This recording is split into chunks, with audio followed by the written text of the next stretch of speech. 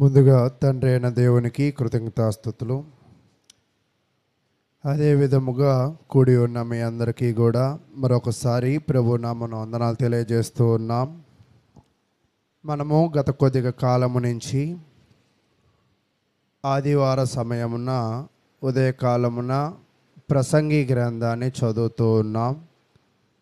మరి మిగతా రోజులలో లేదా మిగతా కూడికలలో మనము యేసుక్రీస్తు ప్రభువారు చేసిన అద్భుత కార్యముల గురించి ధ్యానిస్తూ మనం ముందుకు వస్తూ ఉన్నాం. అయితే ప్రియులారా, మనము చివరిసారిగా మనము ధ్యానించిన విషయం ఏమిటి అనేది ఎవరికైనా గుర్తుందా? యేసుక్రీస్తు ప్రభువారు చేసిన అద్భుత కార్యము పోయినసారి మనము ఏది చదువుకున్నామో ఎవరికైనా గుర్తుందా? ఒకవేళ మీరు ఆలోచన చేసినట్లయితే యేసుక్రీస్తు ప్రభువారు ఒక చెవిటి నత్తి కలిగిన వ్యక్తిని ఆయన స్వస్థపరిచినట్లుగా మనం చూస్తూ ఉన్నాం. అయితే ఈరోజు యేసుక్రీస్తు ప్రభువారు చేసిన మరొక అద్భుత కార్యక్రమమును గురించి లేదా మరొక అద్భుత కార్యమును గురించి మనము ధ్యానించడంలో మనం ముందుకు వెళదాం. మీకు నేను ఆల్రెడీ చదువుకుంటున్న విద్యార్థులకు నేనేం తెలియజేశానంటే, మీ అందరూ కూడా కొత్త నిబంధన మ్యాప్ పాయింట్ ఒకవేళ తీసినట్లయితే ఇది సహజంగా ఇది ఒక మ్యాప్ పాయింట్ అని అనుకోండి. ఈ మ్యాప్ పాయింట్లో ఇక్కడ ఒక సముద్రం ఉంటుంది. ఈ చుట్టూ ఉన్న పరిస్థితుల గురించి మనం చూస్తూ ఉన్నాం. ఏమిటి అంటే, ఆ పై భాగం ఉన్నది ఏమో గలిలయ దేశము అని, కింద భాగం ఉన్నది ఏమో సమరయ దేశమని, అడుగు భాగం ఉన్నది ఏమో యోదయ లేదా యెరూషలేము పరిస్థితులని మనం చూస్తూ ఉన్నాం. అంటే సమరయ, ఫస్ట్ గలిలయ, సమరయ, యోదయ, ఈ ప్రాంతాలలో యేసుక్రీస్తు ప్రభువారు సువార్త ప్రయాణం చేస్తూ ఉన్నారు. అయితే ఈయన ఎన్ని సంవత్సరములు తన సువార్త ప్రయాణాన్ని చేసి ఉన్నారు అనేది చూసినట్లయితే, కాలమును మనము పరిశీలన చేసినప్పుడు 3.5 సంవత్సరములు ఆయన సువార్త ప్రయాణము చేసినట్లుగా చూస్తూ ఉన్నాం. ఆయన 3.5 సంవత్సరములలోనే గలిలయ ప్రాంతములు, సమరయ ప్రాంతములు, యోదయ ప్రాంతములు, అన్ని ప్రాంతములు కూడా కాలినడకన వెళ్ళి సువార్త వాక్యమును ప్రకటించి ఉన్నారు. అయితే ఈరోజు మన జీవితంలో నేర్చుకోవాల్సిన విషయం ఏమిటి అంటే, అన్ని ప్రాంతములో కూడా సువార్త వాక్యమును ప్రకటించినప్పుడు జరుగుతున్న పరిస్థితులను చూద్దాం. యోహాను రాసిన సువార్త 10వ అధ్యాయం, యోహాను సువార్త 10వ అధ్యాయము 25వ వచనాన్ని మనము పరిశీలన చేద్దాం. యోహాను సువార్త 10వ అధ్యాయము 25వ వచనం నుంచి మనం పరిశీలన చేద్దాం. అందుకు యేసు, మీతో చెప్పితిని కానీ మీరు నమ్మరు.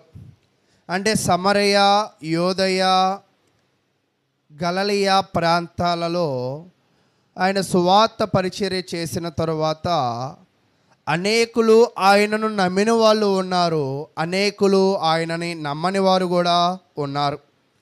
అయితే ఏం చెప్తున్నాడు చూడండి, నేను నా తండ్రి నామమందు చేయుచున్న క్రియలు నన్ను గూర్చి సాక్ష్యం ఇచ్చుచున్నవి. ఇక్కడ ఆయన ఏం చెప్తున్నాడంటే,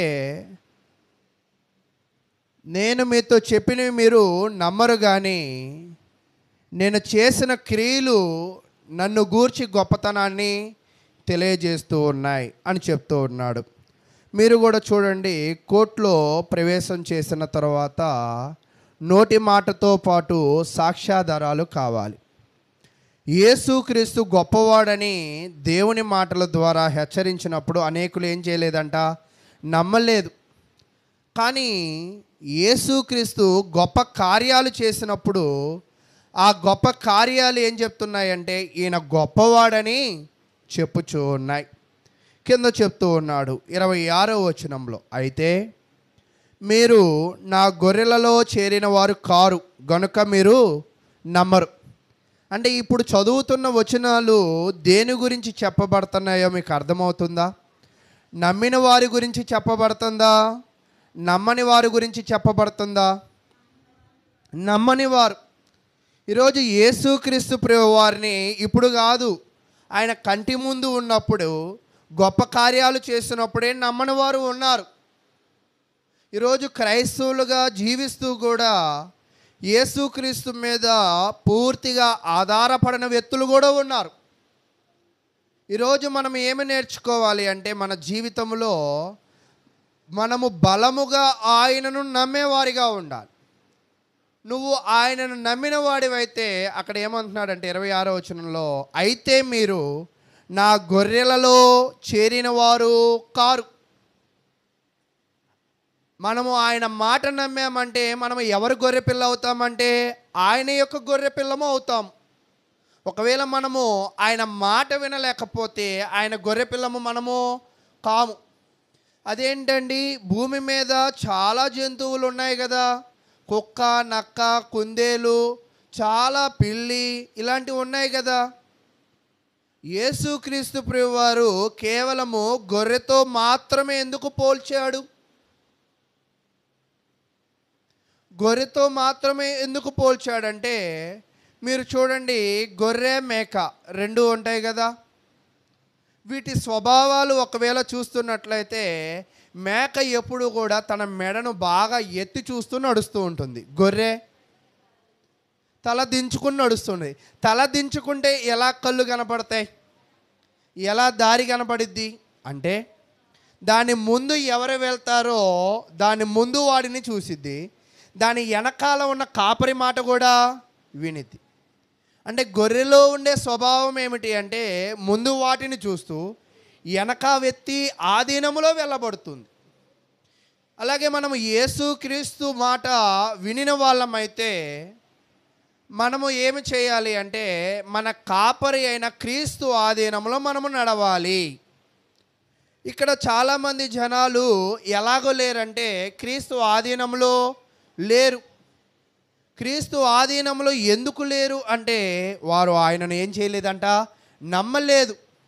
ఒకరోజు ఒక వ్యక్తి క్రీస్తుని నమ్మగలిగితేనే క్రీస్తు మాట బట్టి నడవగలడు.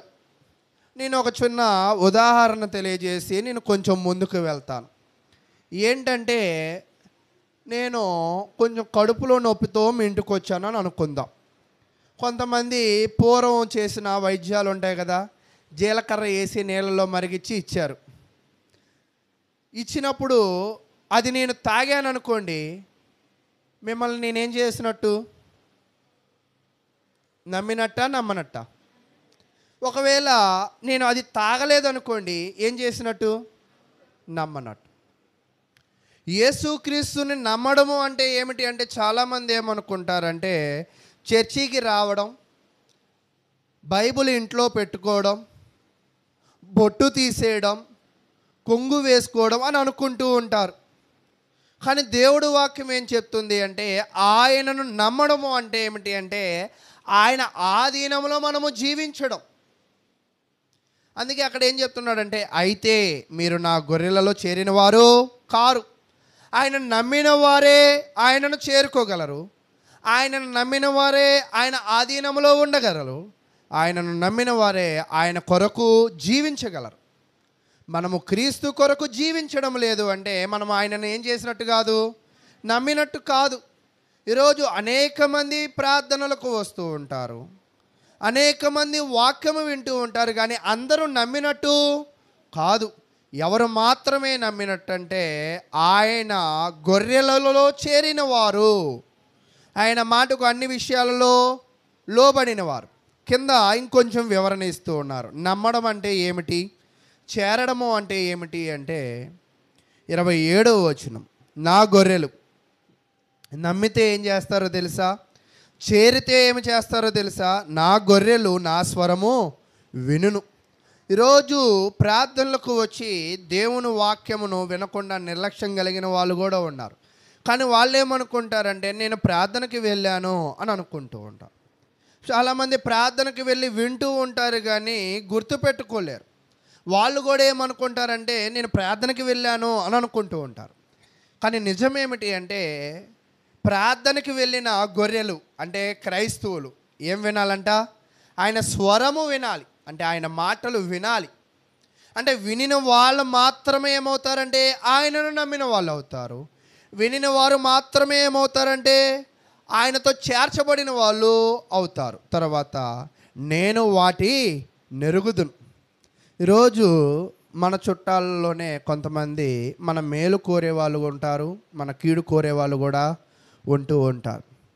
అయితే మనం ఒక్కోసారి వాళ్ళని ఏం చేయలేమంటే గుర్తుపట్టలేం. సంఘంలో కూడా ఒక్కోసారి మంచివాళ్ళు ఉంటారు, చెడ్డవాళ్ళు ఉంటారు. కేవలం మంచి వాళ్ళే ఉంటారు అనేది అబద్ధం. అయితే ఇక్కడ యేసుక్రీస్తు ప్రభువారు ఏం చెప్తున్నారంటే ఒక వ్యక్తి దేవుని మనిషి ఎప్పుడు అవుతాడంటే ఆయనను నమ్మాలంట, తర్వాత ఆయనలో చేరాలంట, తర్వాత ఆయన మాట వినాలంట. వినిన వీళ్ళ అందరూ కూడా ఎవరు చూస్తున్నారో తెలుసా? అంటే నువ్వు దేవుని మాట నిజంగా వింటున్నావో, లేదా వినినట్టు నటిస్తున్నావో, లేదా విని వదిలేస్తున్నావో నీ సేవకుడు గుర్తించలేకపోవచ్చు. కానీ ఎవరు గుర్తిస్తున్నారంట? అక్కడ చెప్తున్నాడు చూడు, నేను వాటి నెరుగుదును, అవి నన్ను వెంబడించు. ఒక వ్యక్తి దేవుని మనిషి కాదా అనేది దేనిని బట్టి చెప్పచ్చు అంటే అతను క్రీస్తుని నమ్ముతాడంట, అతడంట సంఘములో చేర్చబడతాడంట, అతడంట దేవుని మాట వింటాడంట, అతనంట క్రీస్తుని వెంబడిస్తాడంట. ఈరోజు చాలామంది కూడా ఆదివారం మాత్రమే ఆరాధనకు వచ్చి ఏమనుకుంటారంటే నేను క్రైస్తవుని అయిపోయాను అని అనుకుంటూ ఉంటారు. నిజమేమిటి అంటే మనము క్రైస్తవులం ఎప్పుడు అవుతామంటే అక్కడ చెప్తున్నాడు నన్ను వెంబడించు. అంటే మనం ఏం చేయాలంట? వెంబడించాలి. ఎవరిని వెంబడించాలి? క్రీస్తును వెంబడించాలి. మరి క్రీస్తు ఇప్పుడు ఎక్కడున్నాడు? నా ప్రశ్న అర్థమైందా మీకు? యేసుక్రీస్తు ఇప్పుడు ఎక్కడున్నాడంటే అయ్యా మా ఇంట్లో ఫోటోలో ఉన్నాడయ్యా అని అంటారు. కొంతమంది నా పర్సులో ఉన్నాడయ్యా అని అంటారు. క్రీస్తు ఎక్కడ ఉన్నాడంటే సంఘములో ఉన్నాడు. క్రీస్తు ఎక్కడ ఉన్నాడంటే నీ గ్రంథములో ఉన్నాడు. అంటే ఈ గ్రంథమును ఈ సంఘమును ఎవరైతే వెంబడిస్తూ ఉంటారో వారు ఏమవుతారంటే క్రైస్తవులు అవుతారు. సంఘమును గ్రంథమును వెంబడించిన వారు ఎన్నటికీ కూడా క్రైస్తవులు కాలేరు. అంటే నీ ఇంట్లో కొత్త నిబంధన 10 ఉండొచ్చు, పాత నిబంధన 5 ఉండొచ్చు, కానీ నువ్వు వాటిని వెంబడించకపోతే, నువ్వు సంఘములో కార్యక్రమాలలో పాలు పంచుకోలేకపోతే నువ్వు క్రీస్తు గొర్రెవు కాలేవు. అంటే క్రీస్తు గొర్రె అంటే మీకు అర్థమవుతుందా? అంటే క్రీస్తుకు లోబడ్డ వ్యక్తివి కాలేవు. కాబట్టి ఈరోజు మనము ఎలా ఉండాలి అనేది పరిశీలన చేసినట్లయితే క్రీస్తును ముందు నమ్మాలి, నమ్మిన తర్వాత సంఘములో చేరాలి, చేరిన తర్వాత మనం ఆయన స్వరము వినాలి, వినిన తర్వాత ఆయనను ఏం చేయాలంట? వెంబడించాలి. ఈ కోణాల ఏవీ లేకుండా కూడా కొంతమంది వచ్చి ఏం చేస్తారంటే పెళ్ళి చేసుకునేటప్పుడు మాకు క్రైస్తవుల పెళ్ళి చేయండి అని అంటారు, లేదా మాకు క్రైస్తవుల సమాధులు చేయండి అని అంటారు. మేము క్రైస్తవుల పెళ్లి చేసినా, మేము క్రైస్తవుల సమాధులు చేసినా దానిని అంగీకరించవలసిన వాళ్ళు ఎవరు? దేవుడు. నేను మీకు ఒక సంఘటన చెప్తాను బాగా అర్థం అవడానికి. నాకు నాన్ వెజ్ అంటే నీస్ అంటే అంత పెద్ద ఇష్టపడను, తర్వాత పెరుగు అన్నా కూడా అంత పెద్ద ఇష్టపడను. నేను బలవంతంగా తోయాలన్నా కాసేపు అయిన తర్వాత అదేమైపోద్ది? లోపల నుంచి బయటకు వచ్చేసిద్ది. నిజమేనా? మీకు కూడా అలాగేనా? నాన్ వెజ్ బయటకు వచ్చేస్తుందా? అంటే నాన్ వెజ్ రాకపోవచ్చేమో కానీ మీకు ఇష్టం లేనిది ఏదైనా పెడితే బయటకు వచ్చేస్తూ ఉంటుంది. అయితే ప్రియులారా, మన జీవితంలో కూడా నువ్వు దేవునిని ఇష్టపడగలిగితేనే సంఘంలో ఉండగలవు. నువ్వు దేవునిని ఇష్టపడగలిగితేనే ఆయన మాటలు వినగలవు. నువ్వు దేవునిని ఇష్టపడగలిగితేనే ఆయనను వెంబడించగలవు. ఇష్టపడకపోతే నువ్వేం చేయలేవంటే అది నువ్వు అంగీకరించలేవు. అయితే ఒక పొట్టే దానికి నచ్చని వాటిని బయటికి తోసేస్తుంది కదా. మరి దేవుడికి నచ్చని వ్యక్తిగా నువ్వు ఉంటే ఆయన నిన్ను నువ్వు చేసిన పనులను అంగీకరిస్తాడా? కొంతమంది బలవంతంగా క్రైస్తవులు అవ్వాలనుకుంటారు. అంటే చూడండి, పెళ్లి సమయంలో బాప్తీసాలు తీసుకున్న పరిస్థితులు, చనిపోయే సమయాల్లో బాప్తీసాలు తీసుకున్న పరిస్థితులు కూడా కొన్ని చూస్తూ ఉంటాం. అంటే అటువంటి బాప్తీసాలు కూడా అంగీకరించబడతాయా అంటే, నీ పొట్టే అంగీకరించిన ఆహారాన్ని బయటికి తోసేసింది కదా. మరి గ్రంథము అంగీకరించిన బాప్తీసాలు కూడా అవి చెల్లవు అని తెలియజేస్తూ ఉన్నా. అయితే మీకు ఒక ప్రశ్న రావచ్చు, ఆయనను నమ్ముకోవడం వల్ల, మనము ఆయన స్వరము వినడం వల్ల, ఆయనను వెంబడించడం ద్వారా మనకేంటి లాభము? అక్కడ తెలియజేస్తున్నాడు మనకేంటి లాభమో. యోహాను సువార్త 10వ అధ్యాయము 28వ వచనం, నేను వాటికి నిత్య జీవం ఇచ్చుచున్నాను గనుక అవి ఎన్నటికీ నశింపవు, ఎవడునో వాటిని నా చేతిలో నుండి అపహరింపడు. అంటే ఇక్కడ మీరు గమనించినట్లయితే వినిన వాళ్ళు అందరూ కూడా ఎవరి చేతిలో ఉన్నారంట? ఆయన చేతిలో. వినని వాళ్ళు ఆయన చేతిలో లేరు. తర్వాత మీరు బాగా గమనించవలసింది ఏమిటంటే, విని లోబడే వాళ్ళు ఏమవుతారంట? రక్షింపబడతారు. ఆ రక్షణ అంటే ఏమిటి అంటే నిత్య జీవమే. ఈరోజు నువ్వు దేవుని వాక్యం ఎందుకు వినాలి? నువ్వు సంఘములో ఎందుకు కార్యక్రమాలలో పాల్గొనాలి? నువ్వు అనుదినము బైబిల్ ఎందుకు ధ్యానించాలి? నువ్వు సంఘ కార్యక్రమాలని ఎందుకు వెంబడించాలి అంటే, నువ్వు నిత్య జీవం పొందాలనుకుంటున్నావా? ఈ పనులన్నీ ఖచ్చితంగా చేయాలి. ఈ పనులు చేయడం ద్వారా నీకు నిత్య జీవము వచ్చిద్ది, మరియు నువ్వు రక్షింపబడతావు. నిన్ను ఎవరు కూడా దేవుని చేతిలోంచి లాక్కోలేరు. అయితే ప్రియులారా, ఇదంతా కూడా వినిన వాళ్ళ పరిస్థితి, లోబడిన వాళ్ళ పరిస్థితి. మరి దేవుని మాట వినని వారి పరిస్థితి ఏమిటి? వాళ్ళకి నిత్య జీవం ఉండిద్దా? వాళ్ళకి రక్షణ ఉండిద్దా? కాబట్టి ప్రియులారా, దేవుని వాక్యము వినడం ద్వారా మనకు నిత్య జీవం ఉంది, దేవుని వాక్యము వినడం ద్వారా మనకి రక్షణ ఉంది అని మనం గ్రహించవలసిన వారమై ఉన్నాం. తర్వాత అదే యోహాను రాసిన సువార్త 10వ అధ్యాయం 16వ వచనాన్ని మనం పరిశీలన చేద్దాం. నాతో పాటు మీరు చదవడానికి ప్రయత్నం చేయండి. యోహాను సువార్త 10వ అధ్యాయం 16వ వచనం, ఈ దొడ్డవి కానీ వేరే గొర్రెలను నాకు కలవు, వాటిని కూడా నేను తోడుకొని రావలెను, అవి నా స్వరము వినును, అప్పుడు మంద ఒక్కటియు గొర్రెల కాపరి ఒక్కడును అగును. ఇక్కడ ఎవరి గురించి చెప్తున్నాడంటే, యేసుక్రీస్తు ప్రభువారు కేవలము ఇశ్రాయేలు జాతి కొరకు మాత్రమే కాదు, ఆయన లోబడే వారి కొరకే కాదు, లోబడని వారి కొరకు కూడా వచ్చాడు. ఈరోజు మనకి 2-3 పిల్లలు ఉంటే 2-3లో ఖచ్చితంగా ఒకరు మోనార్క్ ఉంటారు. నిజమేంటంటే, మోనార్క్ అంటే మీకు అర్థమైంది కదా, మళ్ళీ వివరించాల్సిన పరిస్థితి ఏమీ లేదు. అయితే ఇద్దరిలో మీరు వండే అన్నం పక్షపాతంతో పెడతారా, ఒకలాగే పెడతారా? మీరు కొనే సబ్బు ఇద్దరికి ఒకలాగే ఇస్తారా, వేరువేరుగా ఇస్తారా? మీరు కొనే బట్టలు ఒకలాగే ఇస్తారా, వేరువేరుగా ఇస్తారా? అంటే మనము కనిన సంవత్సరము మోసిన బిడ్డనే పక్షపాతం లేకుండా మంచోడైనా చెడ్డోడైనా ఒకలాగే ఇస్తున్నట్టు, యేసుక్రీస్తు ప్రభువు గారు కూడా ఎందుకు వచ్చారంటే, ఆయన నీతిమంతుల కొరకు వచ్చాడు, అనీతిమంతుల కొరకు వచ్చాడు. అందరినీ కూడా ఏం చేయాలనుకుంటున్నాడంటే ఒకటి చేయాలనుకుంటున్నాడు. అనేకులను ఏం చేయాలనుకుంటున్నాడంట? ఒకటి చేయాలనుకుంటున్నాడు. అంటే ఒకటి అంటే ఏంటి? ఒకటిలో ఎన్ని ఉన్నాయి? ఇప్పుడు అనేకములు ఉన్నాయి, ఒకటిలో చాలా ఉన్నాయి. మీకు ఒక చిన్న ప్రశ్న వేస్తా. భార్యాభర్తలను పెళ్ళిళ్ళు చేశారు, పెళ్ళిళ్ళు చేసుకున్న వాళ్ళు ఉన్నారు కదా. పురుషుడు స్త్రీ ఏకమైనప్పుడు వాళ్ళు ఎన్ని శరీరాలు అవుతారు? అసలు వాళ్ళు ఎన్ని శరీరాలు? ఈ రెండు కలిపితే ఎంత అంటున్నాడు అంటే, ఒక్కోసారి బైబిల్ భాష ఎలా ఉంటుందంటే ఒకటిలో అనేకము ఉన్నాయి. యేసుక్రీస్తు కూడా ఏం చేయాలనుకుంటున్నాడంటే, అనేకులను ఒకటి చేయాలనుకుంటున్నాడు. అనేకులు ఒకటి ఎప్పుడు అవుతారు? అనేకులు ఒకటి ఎప్పుడు అవుతారు? నేను మీకు ఒక చిన్న ఉదాహరణ కొంచెం ముందుకు వెళ్తా. ఇటు గౌతమ్ ఉంది, ఇటు వాణి ఉంది, ఇటు ఏడుకొండల స్కూలు ఉంది. 3 స్కూల్లో డ్రెస్సులు ఒకటేనా? కాదా? వేరువేరా? అయితే ఆ వేరు వాటి అందరూ ఒకే బట్టలు వేయాలని నాకు కోరిక ఉందనుకుందాం. అప్పుడు వాళ్ళందరూ కూడా ఏ స్కూల్లో ఉండాలి? వేరు స్కూల్లో ఉండి ఒకే బట్టలు వేసుకోవడం సాధ్యపడిద్దా? సాధ్యపడదు. అలాగే యేసుక్రీస్తు కూడా అన్ని కోణాలలో ఉన్న వాళ్ళని ఆయన ఏం చేయాలనుకున్నాడంటే ఒకటి చేయాలనుకున్నాడు.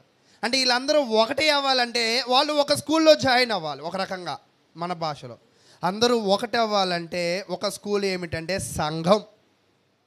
అందరూ సంఘములో జాయిన్ అయిన తర్వాత, దేవుని మాటకు లోబడిన తర్వాత వాళ్ళందరూ ఏమవుతారంటే అందరూ కలిపి ఒకటి అవుతారు. ఆ ఒక్కరికి ఆయన ఏమవుతాడంట? గొర్రెల కాపరి అవుతారు. కాబట్టి ఇప్పటిదాకా నేను చెప్తున్న విషయాలు ఏమిటి అంటే, మనము ఆయన మాట వినడం ద్వారా మన అందరము కూడా ఒకటి అవుతాము. ఆ ఒకటికి ఆయన ఏమవుతాడంట? కాపరి అవుతాడు. కాపరి అయిన తరువాత 17వ వచనాన్ని చూద్దాం. నేను దాన్ని మరలా తీసుకున్నట్లు నా ప్రాణము పెట్టుచున్నాను, ఇందువలననే నా తండ్రి నన్ను ప్రేమించుచున్నాడు.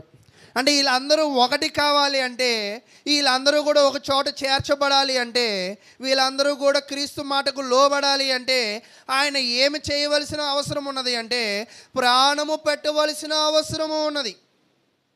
ఆయన ప్రాణము పెట్టడం ద్వారానే, ఆ ప్రాణము పెట్టాడని మనము నమ్మడం ద్వారానే మనం ఏమయ్యామంటే ఒకటి అయ్యాం. కాబట్టి ఇప్పటిదాకా నేను చెప్పిన విషయం ఏమిటి అంటే, ఆయనను నమ్మాలి. నమ్మడం ద్వారా నిత్య జీవము.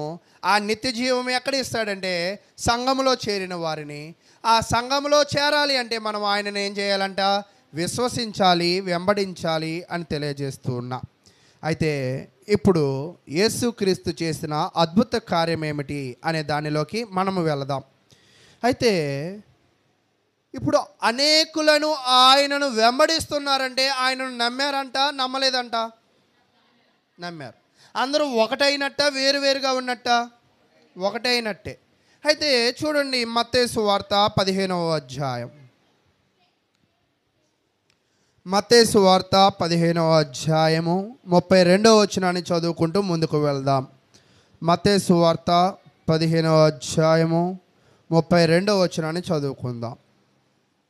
అంతటా యేసు తన శిష్యులను పిలిచి, ఈ జనులు నేటికి, ఇక్కడ ఎంతమంది ఉన్నారో ఒకసారి పరిశీలన చేద్దాం. ఇక్కడ ఎవరున్నారంటే యేసు ఉన్నాడు, తర్వాత ఎవరున్నారంటే శిష్యులు ఉన్నారు, తర్వాత ఎవరున్నారు?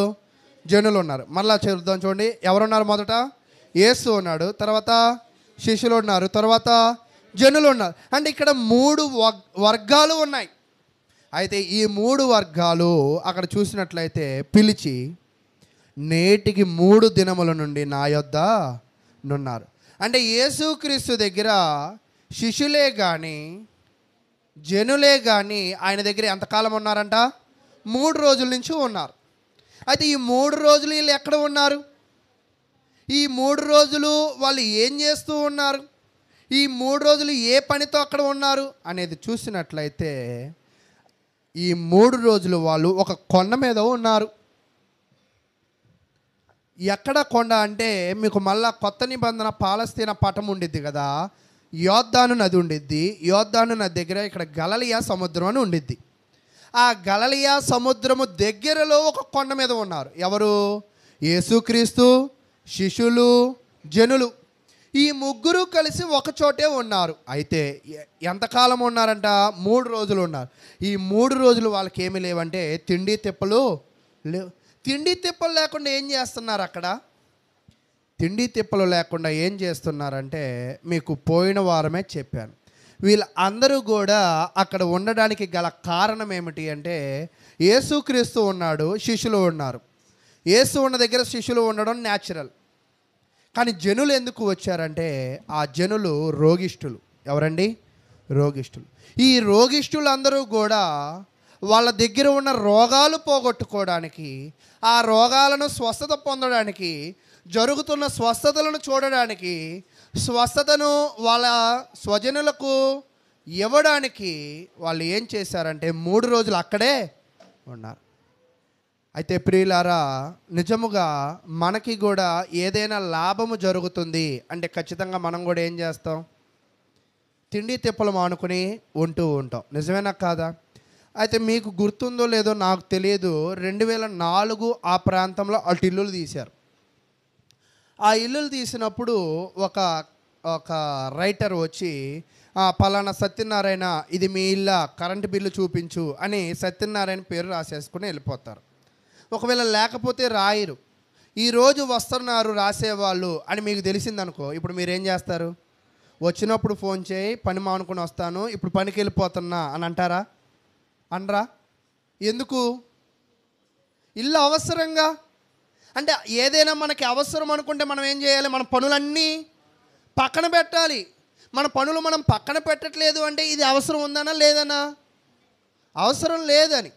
కాబట్టి ప్రియులారా, ఇక్కడ యేసుక్రీస్తు ప్రభు వారి దగ్గర అనేకమైన జనులు, రోగిష్ఠులు వాళ్ళ పనులను పక్కన పెట్టారు. ఎందుకో తెలుసా?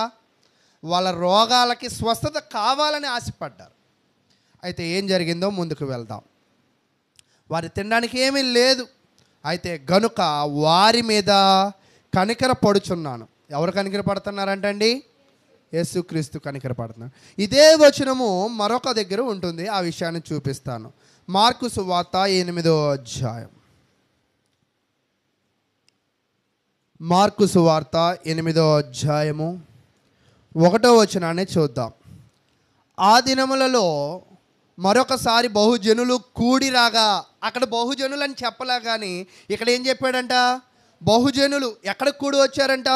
కొండ మీదకు వచ్చారు. కొండ మీదకు వచ్చిన తర్వాత వారికి తిననేమియు లేనందున యేసు తన శిష్యులను తన యొద్దకు పిలిచి, జనులు నేటికి 3 దినముల నుండి నా యొద్ద నున్నారు, వారికి తిననేమియు లేనందున నేను వారి మీద కనికర పడుచున్నాను అని చెప్పాడు. మీరు ఇక్కడ కొంచెము ఒక్కోసారి చెప్తే చాలా అర్థం కాదు, ఒకసారి గ్రహించి చూడండి. ఈ జనాలందరూ కూడా ఎంతకాలం నుంచి ఉన్నారంట? 3 రోజుల నుంచి. ఎందుకు ఉన్నారు? స్వస్థత కోసం ఉన్నారు. స్వస్థత కోసం రోగిష్ఠులు కూడా ఏమెక్కారంట? ఇప్పుడు ఆరోగ్యం కలిగిన వాళ్ళే 4 మెట్లు ఎక్కాలంటే ఏమైపోతారు? అలసిపోయే పరిస్థితి. తినకుండా ఉండాలంటే మనం కూడా ఒక్కోసారి ఉపవాస ప్రార్థన పెడుతూ ఉంటాం కదా, కొంతమంది బయటికి లోపలికి తిరుగుతూ ఉంటారు. నాకు అర్థం కాల, ఈ 3 రోజులు వీళ్ళు ఒకటిలో ఎక్కడికి వెళ్ళారు, ఇంక వేరే వేరే వాటికి ఎక్కడికి వెళ్ళారు, ఏం తాగారు, ఏం తిన్నారు అంటే అవన్నీ ఆపుకున్నారు. ఎందుకు అంత ఆపుకునే పని అంటే వాళ్ళు ఏది ముఖ్యం అనుకున్నారంటే నా రోగం నయం చేసుకోవడమే ముఖ్యం అనుకున్నారు. అంతే కదా? కొండల మీదకి వెళ్ళినప్పుడు నీళ్ళు ఎక్కడ దొరుకుతాయి? దొరకడానికి లేవు. ఆహారం ఎక్కడ దొరికిద్ది? దొరకడానికి లేదు. కానీ ఇవేమీ లేకపోయినా వాళ్ళు ఆయనతో ఎన్ని రోజులు ఉన్నారంట? 3 దినాలు ఉన్నారు. అయితే దీనిని కొంచెం పరిశీలన చేద్దాం. వీళ్ళు రోగాన్ని పోగొట్టుకోవడానికి వెళ్ళారు. రోగాలు పోగొట్టాడు. పోగొట్టిన తరువాత అందరినీ స్వస్థపరిచాడు. అందరూ ఇంక ఏమైపోవాలంటే వీళ్ళకి వెళ్ళిపోవాలి. ఇప్పుడు వీళ్ళు ఎందుకు వచ్చారు అసలు? అడిగిన ప్రశ్నే అడుగుతూ ఉంటా. ఎందుకు వచ్చారు ఇక్కడికి? రోగాలు స్వస్థపరచడానికి. ఎవరికి లాభం? వీళ్ళకి రోగాలు తగ్గితే వాళ్ళకే లాభం. తిరిగి వాళ్ళే వెళ్ళిపోతున్నారు. రోగాన్ని పోగొట్టుకోవడానికి వచ్చి రోగాన్ని పోగొట్టుకుని వెళ్ళిపోతుంటే వీళ్ళ మీద ఎవరు కనికరపడ్డారంట? ఎందుకు కనికరపడ్డాడు? 3 రోజులు నాతోనే ఉన్నారని. సహజంగా మనం ఏమనుకుంటామంటే వాళ్ళ పని మీద వచ్చారు, వాళ్ళ పని మీద పోతారు, ఎలా పోతారో మనకెందుకు అని అనుకుంటామా లేదా? ఒక్కోసారి మనం కూడా ప్రార్థనలు పెడుతూ ఉంటాం. విఐపీస్ అంటారు. మా సండే స్కూల్లో కూడా కొంతమందిని విఐపీలుగా ట్రీట్ చేసి కొన్ని కుర్చీలు వేసేవాళ్ళం, పేర్లన్నీ ఎందుకు కానీ. అయితే ఈ విఐపీలు ఏంటంటే వచ్చేవాళ్ళు వెళ్ళిపోయేవాళ్ళు, అక్షరం ముక్క రాదు అంటే కంఠస్థ వాక్యాలు ఏం చెప్పేవాళ్ళు కాదని అర్థం. అయితే సంఘంలో కూడా ప్రార్థనలు పెడితే కొన్ని విఐపీలు ఉంటారు. అంటే ప్రతి సంఘంలో ఉంటారు, వస్తారు వెళ్ళిపోతారు. ఏమనుకుంటారంటే వీళ్ళ ప్రార్థన ఎలా జరిగితే మనకెందుకు, ఈ కుర్చీలు ఎవరేస్తే మనకెందుకు, ఈ లైట్లు ఎవరు పెడితే మనకెందుకు అని వెళ్ళిపోతారు. కానీ ఇక్కడ యేసుక్రీస్తులో ఒక గుణం ఉంది. వాళ్ళ కొరకే వస్తే వాళ్ళ కొరకు ఆయన స్వస్థపరిచి మళ్ళీ వాళ్ళ కొరకే ఏం చేస్తున్నాడంట? ఆలోచన చేస్తున్నాడు. ఇక్కడ నేనేం చెప్పాలనుకుంటున్నానంటే 3 రోజులు ఆయనతో ఉన్న వాళ్ళ కొరకే అంతలాగా ఆలోచించాడు కదా. ఎన్ని రోజులు ఉన్నారండి? 3 రోజులు.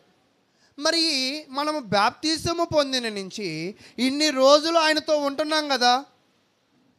3 రోజులు ఆహారము లేకపోతేనే నా బిడ్డలు మోర్చొచ్చి పడిపోతారేమో, అంటే కళ్ళు తిరిగి పడిపోతారేమో అని వాళ్ళ గురించి యేసుక్రీస్తు ఆలోచించాడు కదా. వాళ్ళ మీద కనికరపడ్డాడు కదా. ఈరోజు క్రైస్తవులమైన మనము మన పనులను విడిచిపెట్టి, మన వ్యాపారాలు విడిచిపెట్టి, మన లాభాలు విడిచిపెట్టి, మన సమస్తమును విడిచిపెట్టి దేవుని దగ్గరికి వస్తే నీ గురించి ఆయన ఆలోచించడా? నా ప్రశ్న మీకు అర్థమైందా? ఆయన నీ గురించి ఆలోచించాలి అంటే నువ్వు ముందు ఆయన కొరకు ఏం చేయాలంటే హృదయస్ఫూర్తిగా పని చేయాలి. 3 రోజులు వాళ్ళు హృదయపూర్తిగా ఏం చేశారంట? అక్కడ కేటాయించారు.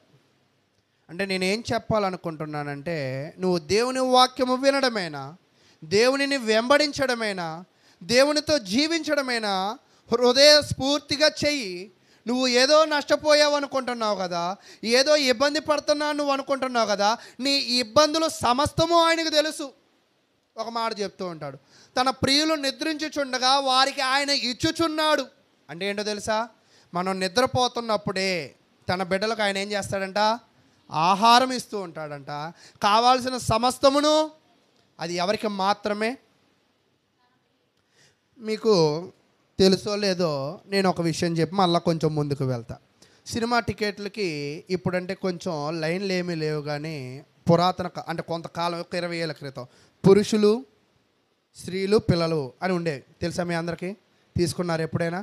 అది అయితే తీసుకున్నప్పుడు ఈ పురుషుల లైన్లో స్త్రీలు రావడానికి అవకాశం, స్త్రీల లైన్లో పురుషులు రావడానికి కూడా అవకాశమే లేదు. అయితే మేమేం చేసేవాళ్ళం అంటే, చిన్నపిల్లలుగా ఉన్నప్పుడు టికెట్ లైన్, పురుషుల లైన్ ఎక్కువ ఉన్నప్పుడు స్త్రీల లైన్లోకి వెళ్ళి బయట 10 రూపాయలది కొని 15 రూపాయలకి అమ్మే వాళ్ళని చూస్తూ ఉండేవాళ్ళం. అర్థమైందా? అంటే అతడు శ్రమపడి ఎంత లాభం కోరుకున్నాడు? ఒక 5 రూపాయల లాభం కోరుకున్నాడు. అది వాడికి చాలా హ్యాపీగా ఉంది. ఈరోజు నువ్వు కూడా ఒక టికెట్ కోసం శ్రమ పడితే డబ్బులు వచ్చాయి, ఉద్యోగం కోసం శ్రమ పడితే నీకు డబ్బులు వస్తున్నాయి. నువ్వు దేవుని కొరకు ఒకసారి శ్రమపడి చూడు, దేవుని కొరకు నువ్వు కష్టపడి చూడు. ఖచ్చితంగా దేవుడు నీకేం చేస్తాడంట? మంచి వాటిని ఇవ్వడానికి ఆయన సిద్ధముగా ఉన్నాడు. నువ్వు ఆయన గురించి చేసి చూడు. అయితే ఆయన ఏం చేశాడో అక్కడ చూద్దాం. మార్కు సువార్త 8వ అధ్యాయం 2వ వచనం. ఆయన ఏం చేశాడంట? కనికరపడ్డాడంట. ఈరోజు నిజముగా దేవుడు కూడా నీ మీద కనికరపడాలి అంటే నువ్వు ఎలాంటి గుణగణాలు ఉండాలో నీకు అర్థమైందా? దేవుని కొరకు నువ్వు సమయాన్ని కేటాయించేవాడు ఉండాలి, దేవుని కొరకు నువ్వు కష్టపడేవాడిగా ఉండాలి, దేవుని కొరకు ఒక్కోసారి నిద్రాహారాలు విడిచిపెట్టేనా ఉండవలసిన వాడివై ఉండాలి. అలా కాకుండా నాకు పనులు ఉన్నాయి, నాకు ఇంట్లో అది ఉంది, నాకు ఉద్యోగంలో ఇది ఉంది, నాకు అనారోగ్యంగా ఇది ఉంది అని వాళ్ళు అనుకుంటే వాళ్ళ మీద కనికరపడేవాడా? అంటే ఈరోజు దేవుడు కూడా నీ మీద నా మీద కనికరపడాలి అంటే మనం హృదయస్ఫూర్తిగా, అంటే మనస్ఫూర్తిగా మనం ఏం చేయాలంటే ఆయనకు లోబడి మనం సమయముని ఇవ్వాలి. సమయమునిస్తే ఆయన మన కొరకు ఆలోచిస్తాడంట. వాళ్ళ కొరకు ఆలోచించేసి 3వ వచనం చెప్తూ ఉన్నాడు, నేను వారిని ఉపవాసముతో తమ ఇండ్లకు పంపివేసిన ఎడల మార్గములో మోర్చపోదురు. అంటే వచ్చిన రోగుల యొక్క రోగాలు తీర్చి, రోగుల యొక్క మళ్ళా తిరిగి ఇంటికి వెళ్ళేదాకా యేసుక్రీస్తు ఏం చేస్తున్నాడంట? ఆలోచిస్తూ ఉన్నాడు. నిజముగా తన బిడ్డల కొరకు ఆయన ఎంతలాగా ఆలోచిస్తున్నాడో ఇక్కడ మనకు అర్థమవుతుంది. ఈరోజు మనం ఏమనుకుంటాము అంటే దేవుని మందిరానికి రావడం వల్ల మనం కొన్ని మిస్ అయిపోతున్నాము, కొన్ని నష్టపోతున్నాము అని అనుకుంటారు. మేమైతే యవనస్తులుగా ఉన్నప్పుడు 4 చోట్ల ఆరాధనలకు వెళ్ళేవాళ్ళం. 4 చోట్ల. ఎక్కడెక్కడ అంటే సింగనగర్ వెళ్ళేవాడిని, సుందరీనగర్ వెళ్ళేవాడిని, తర్వాత 2014లో ఎనికేపాడు కూడా వెళ్ళేవాడిని. ఆ ఎనికేపాడు నుంచి వెళ్ళిన తర్వాత మళ్ళీ సుందరీనగర్ ప్రార్థనకి వెళ్ళేవాడిని. అంటే ఒకే ఆదివారం ఎన్ని ప్రార్థనలకు వెళ్ళేవాళ్ళం? 4 వెళ్ళేవాళ్ళం. అదేంటి వెళ్ళడం అవసరం అంటే లాభం ఉన్నది అని నాకు అర్థమైంది. మనం వెళితే దేవుడు మన మీద కనికర చూపుతాడని మనకు అర్థమైంది. వెళ్ళిన ప్రతి ఒక్కడి గురించి ఆయన ఏం చేస్తాడంట? ఆలోచన చేస్తాడు. ఎవరికి మేలు కలగడానికి? నీకు మేలు కలగడానికి. అంటే నువ్వు ఆయన యొద్దకి రా, ఆయన నీకు మేలు చేయడానికి ఆయన చాలా ఆలోచన చేస్తాడు. నీ ఆలోచనలకి నా ఆలోచనలకి కొంత హద్దు ఉండిద్ది, కానీ దేవుని ఆలోచనలకి అపరిమితమైన ఆలోచనలు. అన్ని కోణములో ఆలోచన చేసి నిన్ను ఆయన ఏం చేస్తాడంటే రక్షించగలవాడు అని చెప్తున్నాడు. అయితే 4వ వచనానికి వద్దాం. అందుకు ఆయన శిష్యులు ఈ అరణ్య ప్రదేశంలో యేసుక్రీస్తు ఏం అడిగాడంటే, వీళ్ళందరూ నా దగ్గర 3 రోజుల నుంచి ఉన్నారు కదా, వీళ్ళని చూస్తే నాకు జాలేస్తుంది. ఎందుకంటే వీళ్ళు ఏం తినలా, మళ్ళీ ఇంటికి వెళ్ళేపాటికి ఉంటారో పడిపోతారో తెలియదు అని చెప్తూ అన్నప్పుడు శిష్యులు ఏమంటున్నారు తెలుసా? మీరు చదవడానికి ప్రయత్నం చేయండి, శిష్యులు ఏం చదువుతున్నారో. అందుకైన శిష్యులు ఆ అరణ్యములో ఒకడెక్కడ నుండి రొట్టెలు తెచ్చి వీరిని తృప్తిపరచగలడని ఆయన్ని అడిగి. శిష్యులు ఏమనుకుంటున్నారంటే, వీళ్ళను తృప్తిపరచాలంటే ఎక్కడి నుంచి తెస్తామయ్యా రొట్టెలు? ఆశ్చర్యం ఏంటో తెలుసా? ఇంతమంది రోగాలను స్వస్థపరిచాడు కదా, స్వస్థపరిచిన ఆయన ఆహారం పెట్టలేడా? కానీ శిష్యుల్లో ఏం లేదు, ఆ నమ్మకం లేదు. విడ్డూరం. కొంతమంది అంటారు ఇది ఎక్కడ విడ్డూరం అమ్మ అంటారు. నిజంగా ఇది విడ్డూరంగా కనపట్లా. 3 రోజులుగా కంటిన్యూగా పేషెంట్లు చూస్తూ ఉన్నాడు. డాక్టర్లు కూడా కాసేపు రెస్ట్ తీసుకుంటూ ఉంటారు. యేసుక్రీస్తు నిరంతరం ఏం చేశాడంట? స్వస్థపరిచాడు. స్వస్థపరిచిన తర్వాత ఇక్కడ విడ్డూరం ఏమిటి అంటే, యేసుక్రీస్తుతో తిరిగారు కానీ యేసుక్రీస్తు కలిగి పూర్తి విశ్వాసం ఆయన మీద లేదు. వీళ్ళు ఏమంటున్నారు తెలుసా? ఇక్కడ ఎక్కడ కొట్లు ఉంటాయి, ఇక్కడ ఎవడ మనకు తీసుకొచ్చిస్తాడు ఆ రొట్టెలు అని అనుకుంటున్నాడు. అంటే చుట్టుపక్కల నుంచి ఆహారం లేదు కదా అని అనుకుంటున్నారు. అయితే ప్రియులారా, వీళ్ళకి అర్థం కానిది ఏమిటి అంటే, ఆయన తలుచుకుంటే ఆయన శక్తి ద్వారా రోగాలనే కాదు కడుపులు కూడా ఏం చేయగలడంట? నింపగలడు. అయితే ఆ కాన్ఫిడెన్స్, ఆ యొక్క విశ్వాసము ఎవరిలో లేదంటే అక్కడ ఉన్న శిష్యులలో లేదు. యేసుక్రీస్తు ప్రభువారు ఏ కార్యము చేసినా ఆయన ఎందుకు చేశాడంటే జనాలలో విశ్వాసము నింపడానికి. అయితే ఇప్పుడు వీళ్ళలో విశ్వాసం నింపడానికి ఏం చేశాడో తెలుసా? అక్కడ చూడండి 5వ వచనం. ఆయన మీ యొద్ద ఎన్ని రొట్టెలు ఉన్నవని వారి నడుగుగా వారు 7 అనేది. అంటే ఇక్కడ మనకంటే ఈజీగా అర్థమైపోయింది, కానీ ఇక్కడ ఏం జరిగిందో ఊరికే ఒక ఊహా చిత్రంగా మనం ఆలోచిద్దాం. యేసుక్రీస్తు ప్రభువారు ఏమన్నారంటే, శిష్యులకి ఏదైనా పెడదాము అని అన్నారు. అయ్యా, పెట్టడానికి ఇన్ని వేల మందికి ఆహారం ఎక్కడదయ్యా? మనం ఉంది ఎక్కడ? సిటీలో లేము, మనమేమి సముద్రం పక్కన లేము, మనం ఎక్కడున్నాము? కొండ మీద ఉన్నాం అని అన్నారు. సరేలే, అదంతా కాదులే, కానీ మీ దగ్గర ఎన్ని చేపలు ఉన్నాయి అన్నాడు. అదేంటంటే చేపలు అంటే, చేపలు అంటే వీళ్ళు జాలర్లు కదా, వీళ్ళు ఎక్కువ ఫుడ్ ఏంటంటే ఇవే తింటారు ఒక రకంగా. అయితే వీళ్ళు ఏమన్నారంటే, వీళ్ళందరినీ అడుగుంటారు అక్కడ ఉన్న జనాల్లో, మీ దగ్గర ఎవరి దగ్గర రొట్టెలు ఉన్నాయి, మీ దగ్గర ఎవరి దగ్గర చేపలు ఉన్నాయని అని అడిగినప్పుడు కొంతమంది ఏం చేశారంటే, ఆ 4,000 5,000 ఇంచుమించు ఆ అపరిమితమైన సంఖ్యలో చేతులు ఎత్తి వాళ్ళ దగ్గర ఎన్ని రొట్టెలు దొరికాయంట? 7 రొట్టెలు దొరికాయి. ఎన్ని దొరికాయండి? 7 రొట్టెలు దొరికాయి. తర్వాత అప్పుడు ఆయన నేల మీద కూర్చుండని వారికి ఆజ్ఞాపించి. ఇక్కడ దాకా మీకు అర్థం కాని విషయం ఏంటో తెలుసా? ఇప్పటిదాకా అక్కడ 3 రోజుల నుంచి జనాలు ఉన్నారని తెలుసు, అలిసిపోయి ఉన్నారని తెలుసు, 7 రొట్టెలు ఉన్నాయనే తెలుసు కదా. అక్కడ ఉన్న జనాలందరినీ కూడా ఏం చెప్పాడో తెలుసా? వెంటనే కూర్చోండి ఆజ్ఞాపించాడంట. ఆర్డర్ అంటే ఏంటి? నేను తిన్నండి అంటే కుదరదు, ఖచ్చితంగా కూర్చోవలసిందే. అందరినీ కూర్చోమన్నాడు. కూర్చోమనగానే ఈ శిష్యులకి ఏం అర్థం కావట్లా. బిత్తర చూపులు అంటూ ఉంటారు కదా, ఒక్కోసారి ప్రసంగం అర్థం కాకపోయినా కూడా బిత్తర చూపులు చూస్తారు. అలా చూసారు ఎప్పుడైనా మీరు? నిజంగానే ఇలా బిత్తర చూపులు చూస్తున్నప్పుడు ఆయన ఏం చేశాడో తెలుసా? మీరందరూ కూర్చోండి అని చెప్పి ఆ 7 రొట్టెలు పట్టుకుని కృతజ్ఞతాస్తుతులు చెల్లించి విరిచి వడ్డించుటకై తన శిష్యులకు ఇచ్చెను. వారు జనసమూహమునకు వడ్డించిరి. కొన్ని చిన్న చేపలు కూడా వారి యొద్ద నుండగా ఆయన ఆశీర్వదించి వాటిని కూడా వడ్డించుడని చెప్పాను. ఇప్పుడు మీకు అర్థమైపోయిందా? వీళ్ళ దగ్గర ఎంత సరుకు ఉంది? మన భాషలో 7 రొట్టెలు, కొన్ని చిన్న చేపలు, కొన్ని పెద్ద చేపలు కూడా కాదు. మొన్నే మనం చేపల భోజనం పెట్టినప్పుడు అర్థమైంది. చేపల్లో పెద్ద చేప బొచ్చే అంట. బొచ్చేనా బొచ్చో? అది చిన్న చేప రాగండి అంట. ఒకళ్ళు బొచ్చులు కొంటే తలకాయ ఎక్కువ తెగిద్దంట. మీకు తెలుసా మరి?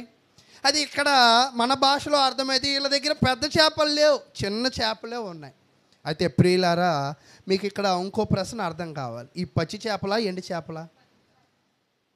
పచ్చి చేపలు ఎలా తింటారు? ఎండి చేపలు ఎలా తింటారు?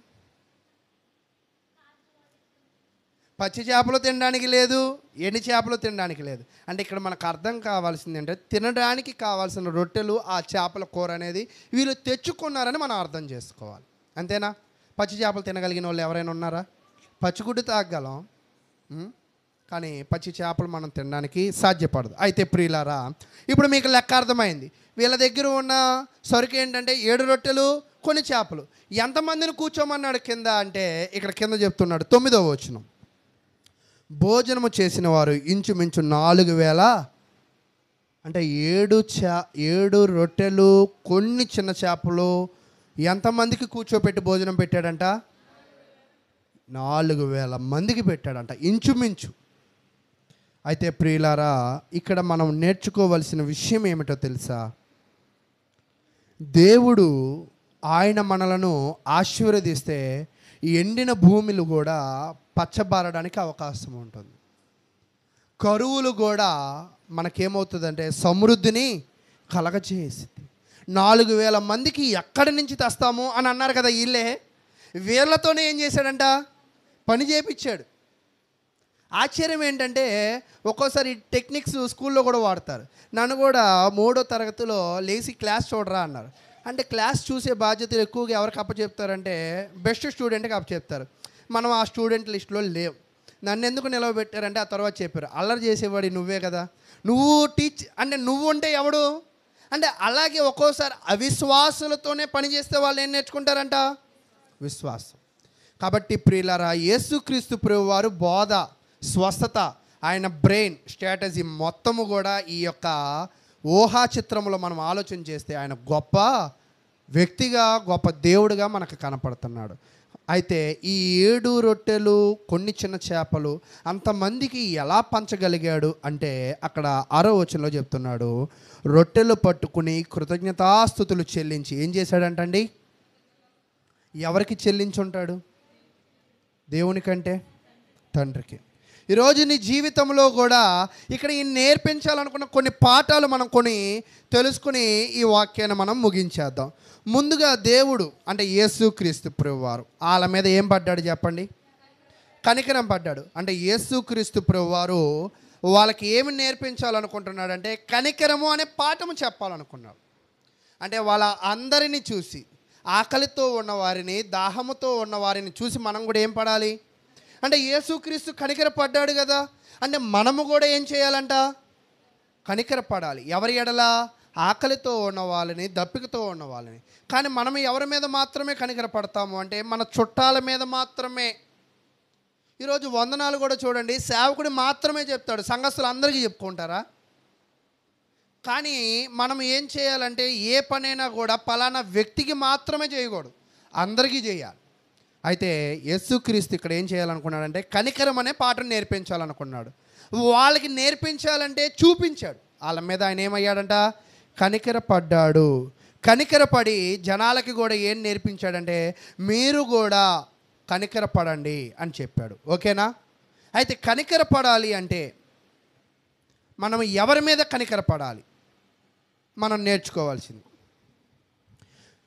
ఈ కొండ మీదకి ఎక్కారు కదా, యేసు కనికరాన్ని పొందడానికి వీళ్ళు ఏం చాకరీ చేశారు? ప్రయాస ఒకటి, ఇంకోటి ప్రయాసపడి పైకెక్కారు. ప్రయాసపడి పైకెక్కారు ఎందుకు? నమ్మకంతోనా అపనమ్మకంతోనా? అంటే మొదట ప్రయాసపడ్డారు, రెండోది నమ్మారు, మూడోది 3 రోజులు సమయాన్ని కేటాయించారు, నాలుగోది ఏమీ తినకుండా ఉన్నాడు. ఈ 4 లక్షణాలు ఏం చేశాయంటే వాళ్ళు యేసు కనికరాన్ని పొందారు. ఈరోజు ఆశ్చర్యం ఏంటంటే మనకి భక్తి ఉండదు, పాడు ఉండదు, కానీ మనం ఎవరి కనికరం పొందాలని అనుకుంటాం. అంటే దేవుని కనికరమును మనము పొందాలి అంటే మనము ప్రయాసపడాలి, మనము కూడా దేవునిని నమ్మాలి, మనము కూడా సమయమును కేటాయించాలి, మనం సాధ్యమైనంత వరకు సంఘము కొరకు ఏం చేయాలంట? ప్రయాసపడాలి. అంటే ఈ లక్షణాలే ఏం చేస్తాయంటే క్రీస్తు యొక్క కనికరమును పొందడానికి ఆస్కారము ఉంటుంది. అయితే ప్రియులారా, దానిని బట్టి యేసుక్రీస్తు ఏం చేశాడంటే ఆయన కనికరపడి శిష్యులకు ఏం నేర్పించారంటే మీరు కూడా కనికరపడండి. ఒక ఫేమస్ వర్డ్ ఉండిద్ది, చెప్పగలరా? అంతేనా? కనికరము గలవారు ధన్యులు. అంటే ఈరోజు నువ్వు యేసుక్రీస్తు ఇక్కడ నీకేం నేర్పించాలనుకుంటున్నాడంటే, మీకు ఇంకో ఫేమస్ వచనం ఏమిటి అంటే, నువ్వు నాకు ఇవ్వడం అంటే ఏమిటి అంటే, ఆకలితో ఉన్నవాడికి ఆహారం ఇవ్వడము, దప్పికతో ఉన్నవాడికి నీరు ఇవ్వడము, బట్టలు లేని వాడికి బట్టలు ఇచ్చినట్లయితే నువ్వు నాకు ఇచ్చినట్టే. అంటే నువ్వు కనికరము చూపించు. నీ మీద ఎవరు కనికరం చూపుతాడు? దేవుడు చూపుతాడు. ఇది మొదటి పాఠంగా మనం అనుకుందాం. రెండో పాఠము ఇక్కడ ఏమిటి అంటే, విశ్వాసము ఎప్పుడు కూడా మనల్ని రక్షించింది. వీళ్ళు 3 రోజులు అక్కడ ఉన్నారు కదా, వాళ్ళకి తెలీదా ఖాళీ కడుపులతో ఉన్నామని? వాళ్ళకి తెలీదా కళ్ళు తిరిగి పడిపోతామని? కానీ వీళ్ళ గురించి ఎవరు ఆలోచించారు? యేసుక్రీస్తు. ఎప్పుడు మన విశ్వాసం మనల్ని ఏం చేసిద్దంటే రక్షించిద్ది. చూడండి, ఎఫెసీయులు రాసిన పత్రిక 2వ అధ్యాయం. ఎఫెసీ రాసిన పత్రిక 2వ అధ్యాయము 8వ వచనాన్ని చూద్దాం. మీరు విశ్వాసము ద్వారా కృపచేతనే రక్షింపబడి ఉన్నారు. ఇది మీ వలన కలిగినది కాదు, దేవుని వరమే. అంటే నీ విశ్వాసము, నీకు వచ్చే రక్షణ, ఇది నీ అంతటా నీకు కలిగేది కాదు. అది ఎవరు ఇవ్వాల్సిన గిఫ్ట్ అంట? God gift. అంటే నువ్వు విశ్వాసం కలిగి ఉన్నావు అన్నా, నువ్వు రక్షింపబడ్డావు అన్నా, నీ బలము చేతనో నీ ధనము చేతనో కాదు. ఇక్కడ మీరు కొండ మీద ఎవరైనా డబ్బులు ఇచ్చారా? ఎవరైనా ఆ 7 రొట్టెలు కొన్ని చేపలు ఎవరైనా డబ్బులు ఇచ్చి తిన్నారా? రోగాలు డబ్బులు ఇచ్చి తీర్చుకున్నారంటే విశ్వాసము ద్వారానే వాళ్ళు ఏం చేశారంట? రక్షింపబడ్డారు. అయితే ప్రియులారా, ఈరోజు మనము కూడా దేవుని యందు విశ్వాసము కలుగుండు. నువ్వు అన్ని విషయాల్లో కూడా ఏమవ్వగలవంట? రక్షింపబడగలవు. అంటే నువ్వు రక్షింపబడాలి అంటే రక్షింపబడగలిగే విశ్వాసం నీలో కనపడాలి. అయితే మరొక కోణాన్ని మనం పరిశీలన చేసి ఇంక ఈ యొక్క వాక్యమును నేను ముగించే ప్రయత్నం చేస్తాను. అయితే ఇక్కడ మనకి ఇంకోటి కూడా ఏం తెలియజేస్తున్నాడంటే, నీకు ఉన్నది కొద్దికైనా అది సమృద్ధిగా ఉండాలి అంటే నువ్వు చేయవలసిన పని ఏమిటి అంటే దేవునికి కృతజ్ఞతాస్తుతులు చెల్లించాలి. ఈరోజు మనం ఏమనుకుంటామంటే, మన దగ్గర ఈరోజు ఇంతే ఉంది అంటే ఇంకొంత సంపాదించుకోవడానికి దేవుని విడిచిపెట్టి వెళ్తున్నాం. కానీ ఈ ఉన్నంతలోనే ఆయన నమ్ముకొని నువ్వు నిలబడు. ఉన్నంతలోనే నీకేం చేయగలడంట? సమృద్ధి చేయగలడు. నేను ఒక చిన్న విషయాన్ని చెప్తాను. ఇంచుమించుగా 700 రథాలు వెనక తరుముతున్నాయి. వెనక 700 రథాలు, ఎదురుగా ఎర్ర సముద్రము. వాళ్ళు చేయడానికి ఏమి కూడా లేదు. లేకపోయినప్పుడు వాళ్ళు ఎవరిని నమ్ముకుని ఇక్కడికి వచ్చారు అంటే ఆయన నమ్ముకుని వచ్చారు కదా. ఆ నమ్మకమే, ఆ విశ్వాసమే వాళ్ళని రక్షించడానికి ఆ సముద్రాన్ని ఏం చేసిందంట? పాయలుగా చీల్చింది. అంటే చాలా పాత నిబంధన చరిత్రలో నువ్వేం చేయక్కర్లా, ఆయన మీద నమ్మకంతో స్థిరపడు. ఆయన నిన్నేం చేస్తాడంటే ఒక మంచి మార్గాన్ని నీకు ఇస్తాడు. కాబట్టి ఈరోజు అవిశ్వాసంగా ఉన్న శిష్యులకి ఆ 7 చేపలు, అంతేనా? బాగానే వింటున్నారు. 7 రొట్టెలు, కొన్ని చిన్న చేపలు, వాటితో ఆ విశ్వాసము లేని వారితోనే విశ్వాసము వచ్చే క్రియలను చేయించాడు. అంటే మీకు అర్థమైందా? ఒక వ్యక్తిలో విశ్వాసం ఎప్పుడు వచ్చిద్దో తెలుసా? చాలామంది ఏమనుకుంటారంటే, విశ్వాసం ఫేమస్ వచ్చిన ఒకటి చెప్తారు ఏంటంటే, వినుట వలన అని అనుకుంటా అంటారు. వినడమే కాదు, పని చేయడం వల్ల కూడా విశ్వాసము కలిగేది. ఈరోజు నీలో విశ్వాసం అభివృద్ధి పొందాలంటే నువ్వు దేవుని పని చేయాలి. నువ్వు దేవుని పని చేయలేకపోతున్నావు కాబట్టి నీలో అంచెలంచెలుగా విశ్వాసం ఏమైపోతుంది? తగ్గిపోతుంది. కాబట్టి వినాలి, విశ్వసించాలి, పని చేయాలి, నమ్మకంతో జీవించాలి. అలా నమ్మకంగా జీవించిన వాళ్ళే ఏమవుతారంటే ఆయన గొర్రెలు అవుతారు. ఆయన గొర్రెలు ఆయన మాటను ఏం చేస్తాయంట? నమ్ముతాయి. నేను ఒక మాట చెప్తాను. 4000 మందిలో మోనార్కులు ఉంటారు కదా, ఖచ్చితంగా ఉండకుండా ఉంటారా? ఉంటారు. ఎల్లవయ్యా నువ్వేం పెడతావు అని నిలిపేవారా ఎవరైనా? అంటే ఇవి వచ్చిన 4000 మంది కూడా ఎవరు? ఆయన నమ్మి విశ్వసించి వచ్చినవారు. ఈరోజు మనం సంఘంలో కూడా ఎలాగ ఉండాలి అంటే, నమ్మి విశ్వసించి వచ్చినట్లయితే మన జీవితంలో ఏ ప్రార్థన మీటింగ్ను మిస్ చేసుకో. ఎందుకంటే ప్రతి ప్రార్థనా మీటింగు మనకి ఎంతో గొప్ప విషయాలను తెలియజేసి ఎంతో గొప్ప లాభాన్ని తెచ్చిపెట్టింది. ఈ లాభము మనకు అర్థం కాక మొన్నే చెప్పా, ఒక ఇంట్లో ఒకడంట చేపలు పట్టడం తెలియదంట. ఈ కాలువ కట్టినప్పుడు మేము కూడా చిన్నతనంలో చేపలు పట్టేవాళ్ళం. చేపలు పట్టినప్పుడు మీకు బాగా చెప్తాను, బొమ్మిడాన్ని ఎప్పుడైనా చూసారా మీరు? పాముని ఎప్పుడైనా చూసారా? తెలియనోడు పట్టుకుంటే ఏమైద్ది? పామును పట్టుకుని బొమ్మిడి అనుకున్నాడు వీడు, కాసేపు అనుకుందాం అనుకుని కూర కోసుకుని తిన్నాడు అనుకుందాం, ఏమైద్ది? అది మంచి పాము మనలాగా కోపంగా చూడగలుగుతుంది కానీ కాటేయట్లా. ఈడేమనుకున్నాడంటే అది బొమ్మిడి అనుకుని కోసేసి కూర వండుకున్నాడు. అంటే అది పట్టుకున్నా డేంజరే, వండినా డేంజరే. అంటే ఇక్కడ నేనేం చెప్పాలని ప్రయాసపడుతున్నానంటే ఈ లోకము కూడా చాలా ప్రమాదకరమైనది. అది నీకు అది అర్థం కాకపోతే నువ్వు పొరపడతావు. చేప అనుకుని బొమ్మిడం పట్టుకున్నట్టుగా మేలనుకుని ఈ లోకమును పట్టుకుని నువ్వేమైపోతున్నావంట? నాశనం అయిపోతున్నావు. అందుకే ఆయన ఏం చెప్పాడంటే, నేను వాటికి నిత్య జీవం ఇస్తాను. ఎవరి మాట వినిన వాళ్ళకి? ఆయన మాట వినిన వాళ్ళు ఎన్నటికీ కూడా ఏమవరంట? నశింపరు. ఈరోజు నువ్వు దేవుని మాట ఎందుకు వినాలి అంటే నశింపకూడదు. అంటే ఆ 4000 మందిలో ఎవరో మోనార్కు నువ్వు భలే చెప్పేవాళ్ళని కిందకు నడుచుకుంటూ వెళ్ళిపోతే ఏమయ్యేది? అంటే వింటేనే లాభం, వినకపోతే లాభం లేదు. వినడం మాత్రమే కాదు, వినిన దానికి లోబడితేనే. కొంతమంది చూడండి, ఇటు కుర్చీ వేసుకోండి బ్రదర్ అంటే, అటు వద్దులే బ్రదర్ అటు వేసుకుంటా అంటే ఇలాగా కొంతమంది ఏంటంటే లోబడడంలో చాలా వ్యత్యాసాలు ఉంటాయి. కానీ ఇక్కడ యేసుక్రీస్తు ఏం చేశాడో తెలుసా? ఎక్కడోళ్ళు అక్కడ కూర్చోండి అన్నారు. అందరూ కూడా ఏం చేశారంట? మీరు ఊహించండి, 4000 మంది ఒక ఫంక్షన్ అనుకుందాం. కొన్ని ఫంక్షన్లు చేస్తూ ఉంటారు, పాపం చాలా కష్టపడతారు. వడ్డించే దగ్గర ఏమైపోతారు? అందరికీ రావు. కానీ ఇక్కడ ఆశ్చర్యమైన విషయం ఏంటంటే, మీతో ఆ వచనం చదివించలేదు. అక్కడ తినగా ఎన్ని గంపలు మిగిలాయంటే 7 గంపలు మిగిలాయంట తినగా. అంటే వడ్డించడానికి ఎంతమంది వాలంటీర్స్ వచ్చి ఉంటారు? ఎంతమంది ఎన్ని గంపలు పట్టుకుని వెళ్ళి ఉంటారు? ఒకడే ఒక గంప పట్టుకుని 4000 మందికి వడ్డించాలంటే ఆ నడుమేమైపోద్ది? అంటే ఇక్కడ వడ్డించింది ఒకళ్ళో ఇద్దరో 12 మందో కాదు, అనేకులు పని చేశారు. అంటే అన్ని గంపలు ఎక్కడివి, అన్ని చేపలు ఎక్కడివని మీరు నన్ను అడగద్దు. అవన్నీ ఎక్కడివంటే ఆయన ఆశీర్వదిస్తే వచ్చాయి. అంటే ఆయన ఆశీర్వాదం అంటే అర్థమైందా? చిన్నదానిని ఆయన పెద్దది చేయగలడు. నువ్వేమనుకుంటావంటే చిన్నదానిని పెద్దది చేయడానికి లోకంలోకి వెళ్ళి ఏదో ప్రయాసపడుతూ ఉంటావు. కానీ నువ్వు నిలబడు, నువ్వు ఆయనకు లోబడు, ఆయన నీకేం చేస్తాడంట? గొప్ప కార్యము చేస్తాడు. కాబట్టి ప్రార్థనకి రావడము అనేది నువ్వు గొప్ప కార్యమును పొందడానికి. ఆ గొప్ప కార్యం ఎప్పుడు పొందగలవంటే విని లోబడినప్పుడు. వినడం మాత్రమే చేస్తే పని అవ్వదు, పని మాత్రమే చేస్తే పని అవ్వదు. వినాలి, వినదాన్ని బట్టి పని చేయాలి. పని చేసిన దాన్ని బట్టి దేవుడు నీకు ఏం చేస్తాడంటే గొప్ప అవకాశాలు, గొప్ప దీవెనలు ఆయన ఇచ్చేవాడిగా ఉంటాడు. ఇది దేవుని వరం. అంటే వాక్యం వినడం ఏంటంట? దేవుని వరం. నిజంగా మనం వాక్యం వినట్లేదు అంటే నాకు అప్పుడప్పుడు అనిపిస్తూ ఉంటుంది, దేవుడు ఒకవేళ వరం అడిగి నిన్ను కోరుకోమంటే నువ్వేం కోరుకుంటావు అని మనం కూడా ఒక్కోసారి పిచ్చి పిచ్చి ఆలోచనలు చేస్తాం కదా. మీరేం కోరుకుంటారు? నా ప్రశ్న అర్థమైందా మీకు? దేవుడు వరం అడిగి నీకేం కావాలి అని అడిగితే నువ్వేం కోరుకుంటావు?